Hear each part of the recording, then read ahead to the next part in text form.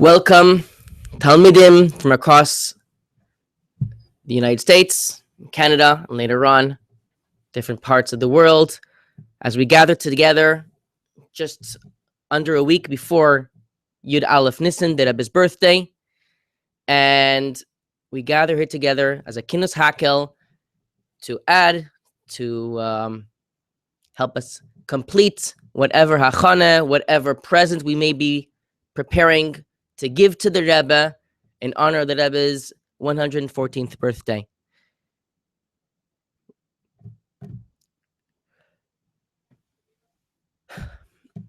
Today, with us, we have the pleasure and the privilege of having the Rebbe Shliach to Port Washington, New York, Rabbi Sholom Moshe Paltiel, was taken from his time, has achanas for Pesach, with his Chabados, and has come to share stories, thoughts, something that we could add to our preparation for the Rebbe's birthday. B'chavid Gadol, Rabbi Paltiel. Thank you very much, and Shalom Aleichem. The first thing is I want to thank Label for inviting me to be part of this great endeavor, and to salute Label. We're all going to give matanas to the Rebbe, but let's give a thank you to Label for the inspiration of creating this group and maintaining this group and inspiring, and I personally thank him for including me in this mitzvah. And to talk to the Rebbe's kinder, to 8th graders all over the country and beyond. So I begin with a story that there was a young boy living in Eretz Yisrael. This is back in the 80s, 1984, 85. He's approximately the age of you guys, 13, 14, 15-year-old maybe. And at the time, he had never seen the Rebbe before. And there was a group going to the Rebbe for Tishrei, for the holiday month of Tishrei. And he signed up to join that group. This was going to be his first trip overseas, away from his family, and to be by the Rebbe for Tishrei. And he was all excited. He was a little nervous. He's going to go away from mommy for a whole month, a few weeks. Takes the flight. He lands in JFK Airport. He's really feeling nervous. You know, he's in another country, and etc. And then he gets online to get his passport stamped at the airport, where they welcome you and they stamp you that they're letting you into the country. So over there, you get online and they come up to the window, and on the other side of the glass, there's this very mean-looking lady whose job is to scare you, who's looking down at him from the glass. And she looks at him and she says, "Why are you here?" And he was like startled. He wasn't sure why he came, actually, because even though he came to the Rebbe, but he was a kid. He was 14 years old. He never saw the Rebbe. He wasn't sure if he really came to the Rebbe because he just wanted to visit New York. He was like a little nervous. So he hesitates and she screams at him, "Why are you here?" And he finally says, I came to visit the Rebbe. So she looks at him again and she says, "What's he to you?" And now he's really stumped. What's he to me? I never really thought about it. I'm not sure what to answer. And he hesitates and she sparks at him, "What's he to you?" And he says he doesn't know where the voice came from, but suddenly he heard himself saying, "He's like my father." And this cold, tough woman suddenly melted away, and she broke into a smile, and she stamped his passport and sent him on his way. And he gets into a taxi with another 6 guys, and for the half-hour ride between JFK Airport and 770 Eastern Parkway, while everyone else is schmoozing and talking and laughing, he's playing that over in his head. What just happened? He's a 14-year-old kid who just flew for the first time to see a rabbi that he heard of but never met. And he was asked by a total stranger in a passport office, "What's he to you?" And he heard himself saying, "Like a father? That's interesting. And maybe it is like a father, but why and how?" And he's having these thoughts for the whole trip to 770. The taxi arrives, they jump out, and he sees people running, and he finds out quickly that it's mincha time, and that's an opportunity to see the Rebbe for the first time. So they run into 770, and they all line up so that he can be in a place where the Rebbe can pass right by him, and the Rebbe walks into the shul. I'm sure you've seen the videos. The Rebbe never walked. The Rebbe like ran, always zrizas, quick, on a mission. The Rebbe marches like into 770. He sees the Rebbe from afar, and he makes a bracha, Shechayonu v'kimonu v'kiyonu lizman hazeh, which is customary for Chassidim. First time they saw the Rebbe, a blessing that hopefully all of us will make very, very soon when we see our Rebbe Begashmias. And then the Rebbe passes by him. The Rebbe's walking really quickly. And the Rebbe comes right in front of him and stops. And he puts his hand into his pocket and jingles, looks for some coins. Doesn't like what he finds, so he puts it back in and again takes another handful of coins. And now pulls out an Israeli shekel, an Israeli coin, gives it to this little boy and tells him, throw it into the pushka. And then the Rebbe keeps on walking and goes up to his shtender. And he wrote later the story, and he said in Hebrew, HaRebbe kana oti b'shekel echad. He bought me with that one shekel. Somehow the Rebbe knew from the whole shul. The Rebbe went straight from the door to his shtender at full Rebbe pace, but paused once in front of a young boy who knew to say, of course, what's he to me? He's my father. The Rebbe is unser Tate, they say in Yiddish. He's the father of every Yid. He's the father of every chassid. However, the challenge is, as we get ready for Yud Aleph Nissen, for us to know it. Who does the Rebbe turn around and give the shekel? The one who says, who knows, who recognizes, who doesn't forget this truth. And that's the message I want to share with you, Kinderlach, my brothers, my kid brothers. We are all the Rebbe's kinder. And we need to know the Rebbe is not just the Rebbe of the whole Lubavitch and the whole Jewish world and thousands and millions of Yid. The Rebbe is the Rebbe of you. That's the most important thing each of us has to think. The Rebbe is my Rebbe.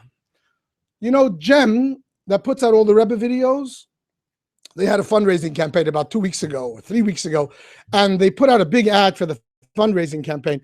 And the ad said, we only need one person's help to keep Jem going. And then the next screen said in big letters, you. And the message was, don't tell me everyone else is helping. I just need you to help. I want to borrow that message. Yud Aleph Nissen is one thing, that the Rebbe is my Rebbe. There's mein Tate. He's thinking about me. And I'm asking all of the Kinderlach who are watching to think about that. Yes, he's a great tzaddik, and he's a neshama from the highest world of Atzilus. And he has Ruach HaKodesh, and he knows what's happening with everybody, and he's taking care of the whole world, and he's standing next to Hashem's Kisei HaKavod, heavenly throne, and davening, and everything else that a Rebbe does. But the main point of Yud Aleph Nissen, to know that it belongs to me, each of us, to know it's my Rebbe, it's singular. I learned this at one point from my own son. I have a son who's named Mendel, who was born approximately 1 year after Gimel Tammuz, and he was named Mendel. And we have a minhag in our family that every birthday we take that birthday child to the oil. We live about less than an hour from the oil. It's very easy. So it's Mendel's birthday at the time. He was 8 years old. And I took him in the car that evening, and we drove to the oil, just he and I. And then we're sitting down and writing his pan, his little note. And of course, I'm trying to see what he's writing because I like to know what my kids are writing to the Rebbe, but he's blocking it because it's a personal note. But I'm a nosy kind of guy. So I peek over his shoulder.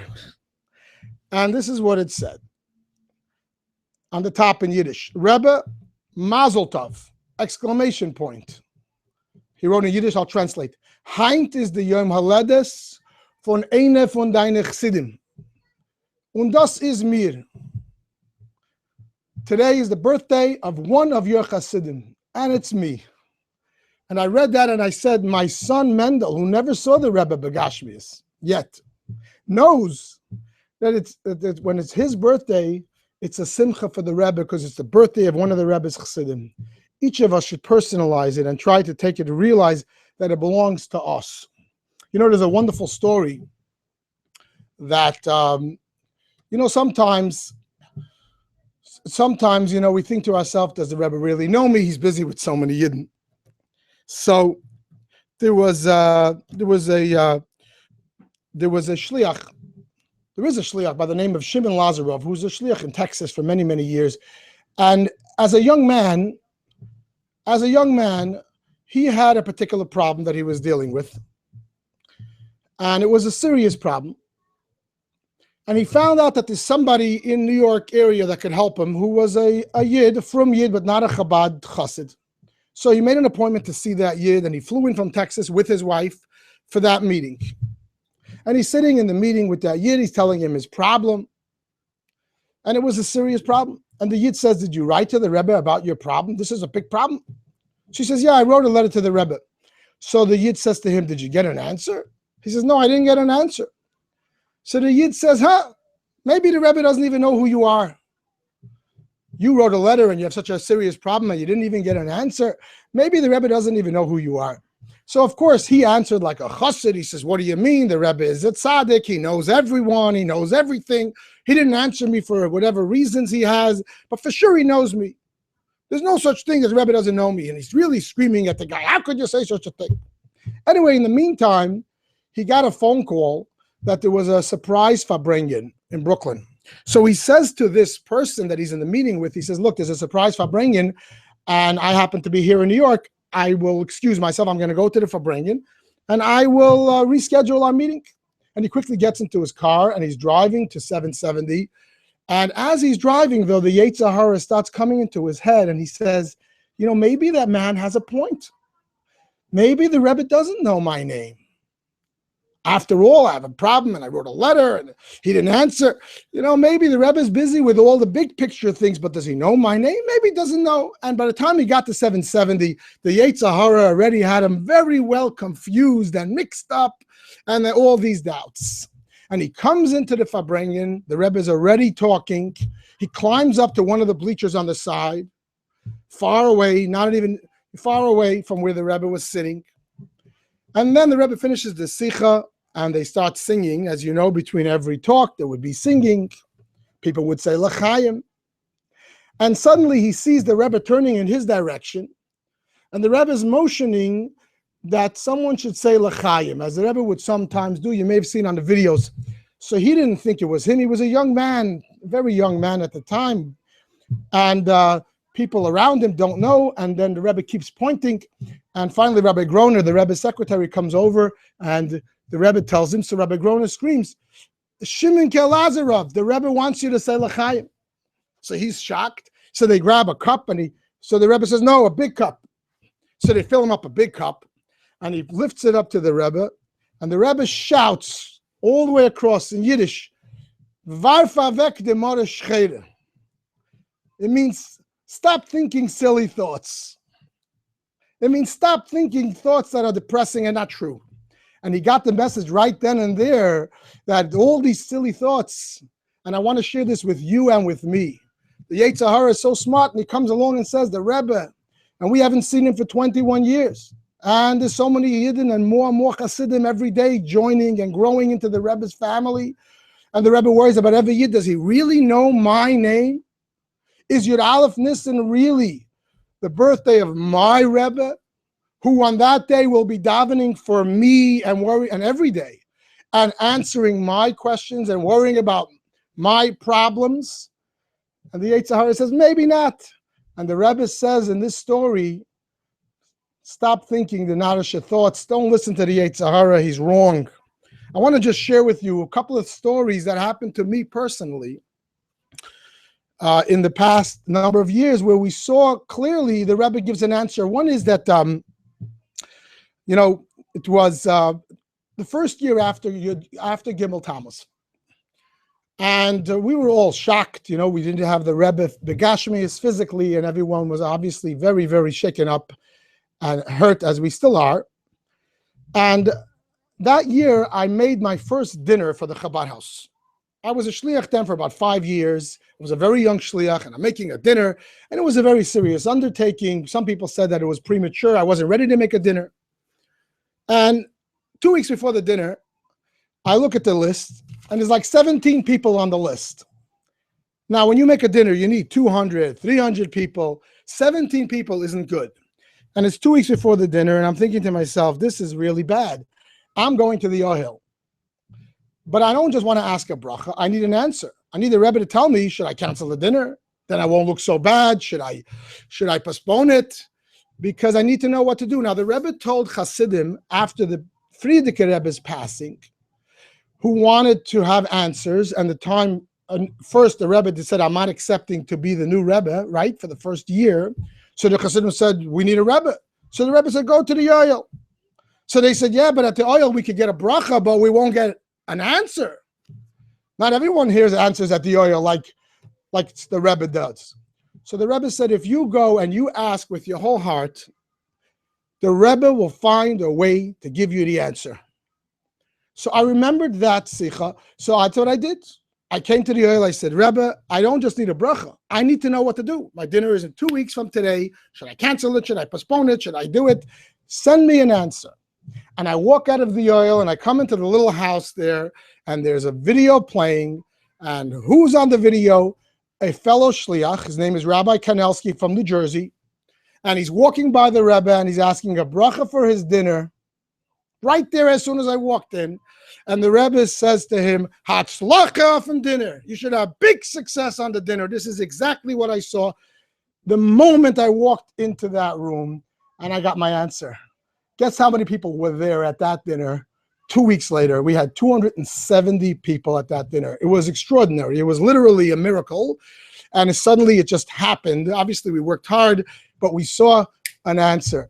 And this has happened, a similar story with that video that hangs in the entranceway to the Ohel. My father-in-law is Rabbi Zalman Shmukler from California. I know that there's a California school that's watching, and maybe some of his Eindiklach are watching as well. I don't know. But Rabbi Zalman Shmukler, my father-in-law, has a minhag that every single year he's by the Rebbe for Simchas Torah. This is going on, maybe for 50 years or 60 years since he's a young bacher. He never missed a Simchas Torah at the Rebbe. And part of that was that he would come on Hoshana Rabbah, the day before Shmini Atzeres, and get the lekach, the honey cake for a sweet year. And this did not change after Gimel Tammuz. Every year he flies in from Los Angeles and he spends Simchas Torah by 770, but he first goes to the Yoel on Hoshana Rabbah to get his lekach, to get his bracha from the Rebbe. Last year, he was unable to come. There was a reason why he was unable to come.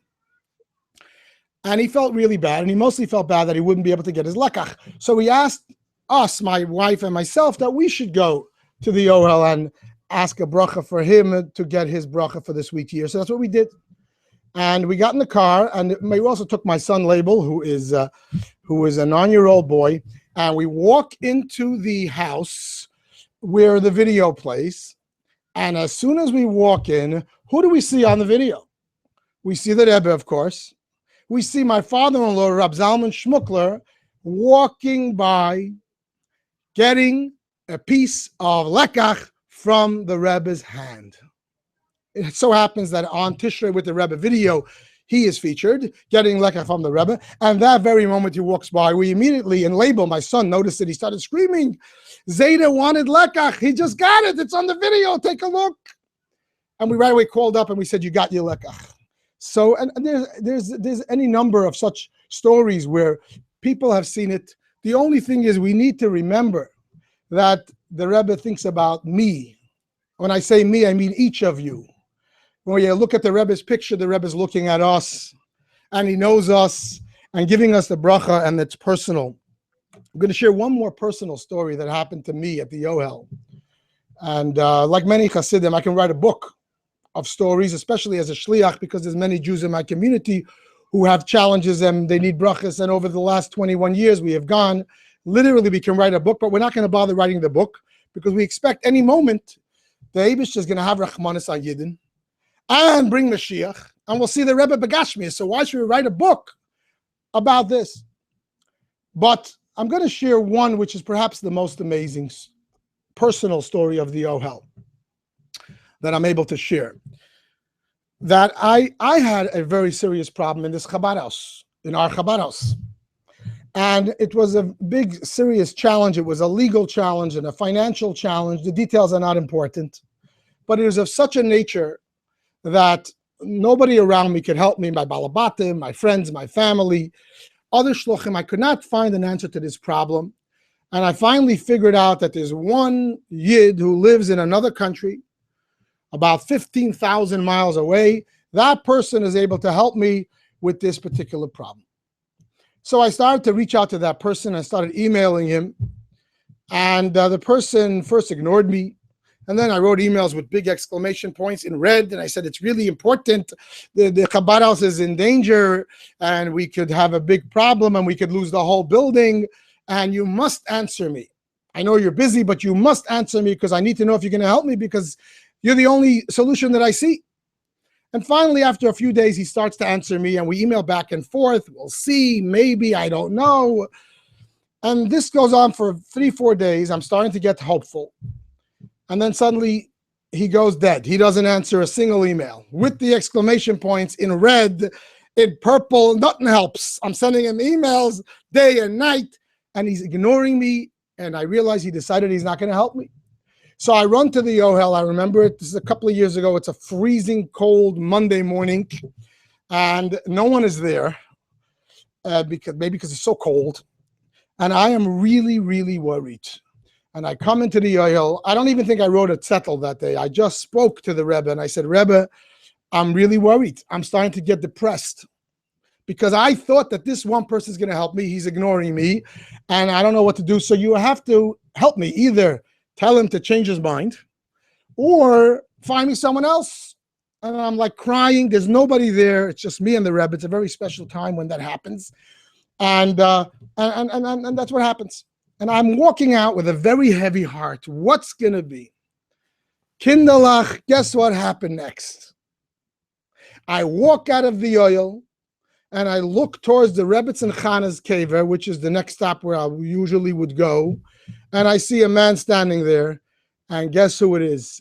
It's none other than that person who lives 15,000 miles away, who I've been trying to reach and who has started ignoring me. I'm going to call him Yankel. And I see him, and I'm shocked, and I start to scream, Yankel! Like I couldn't believe it. I thought I'm hallucinating, because when you're under a lot of pressure, sometimes you start having all kind of imaginations. I said, Yankel, and he turns around, and he says, stop screaming, Paltiel. You're going to wake up the dead people over here. I didn't even know that he knew my name because I never met him in person. I maybe saw him once far away. I never really spoke to him. How does he even know my name? I said, you know my name? He says, yes, of course I know your name. I said, I want you to know, Yankel, that you're in big trouble because I just spoke about you. He says, really? To who? I said, right inside there. And I told the Rebbe that you're ignoring me and you're not helping me. And he gives a big smile and he says, Paltiel, you win. I knew you have a big problem, but I decided that I can't help everybody. And I'm not going to be the one to solve this one. But if the Rebbe brought me here, right when you're here asking for a bracha for this problem, and here I am, it must be that it's meant to be, and I will help you. Kinderlach, if we don't have a Lebedike Rebbe from such a story, if we don't, of course, the Rebbe is thinking each one individually, a tzaddik, and especially after tzaddik passes away, he has no limitations and knows and thinks about each of us. So I want to say to us, we have to walk away with, I want to suggest 2 resolutions of things that we should take away from this as Hachana for Yud Aleph Nissen. 2 things that I want you to try to take personally. 3. Number 1 is what we said till now. When you think about the Rebbe, don't think the Rebbe, think my Rebbe. Try to train yourself. It's my Rebbe. It's my father. When you're a father, you can have many, many, many children, but each one is the whole world to you. Baruch Hashem, I'm blessed with 11 kinderlach, but each one is the whole world to me. And if one of them has a challenge, my whole day is ruined. I cannot function properly. It's not that if one of them is not doing well, but 10 are okay, then it's okay. No, it doesn't work that way. When you are a father or a mother, each one is the whole person. So if it's my Rebbe, I don't care. There's millions of Hasidim, tens of thousands of Hasidim, millions of Yidden. The Rebbe knows about my problem. And the second lesson I want us to take is, Kinderlach, that since the Rebbe knows and cares and is our Rebbe and connected to the Eibishter so amazingly, we should ask the Rebbe when we feel down, when we feel worried, when we have a problem. We should ask, not just when we have a problem, beruchnius, spiritual problem that we can't learn well, that we can't daven well, and tell the Rebbe the mitzvahs we're going to do. But when we have a personal problem, when we have a problem, something bothers us, maybe something that, friends are starting up with us, or we're not doing well in school, or we're worried about what's going to be next year in Mesivta, or whatever it is that we have a problem. We're all human beings, and every person has their own challenges that the Eibishter gave us. And the Rebbe is there for us like a father to tell him our problems. And if we're able to go to the oil, or we can write a letter and send it in to the oil, and to tell the Rebbe everything that you think is not important. Rebbe, I can't hit the ball in the baseball. If it bothers you, it bothers the Rebbe. I mean, I made that like a little bit of a joke, but really everything that bothers us, we should be able to share, because no one cares for us more. And ask. And the Rebbe will give us brachas and help us. Whenever we ask with the heart, and we really mean it, and with emunah and bitachon, the Rebbe gives us help and brachas, and brings our tefillas to Hashem, and elevates us and makes us stronger to be better and stronger and happier and more successful. And the third lesson I want to ask us to take away from this is that we should, of course, prepare to give the Rebbe a present on the Rebbe's birthday.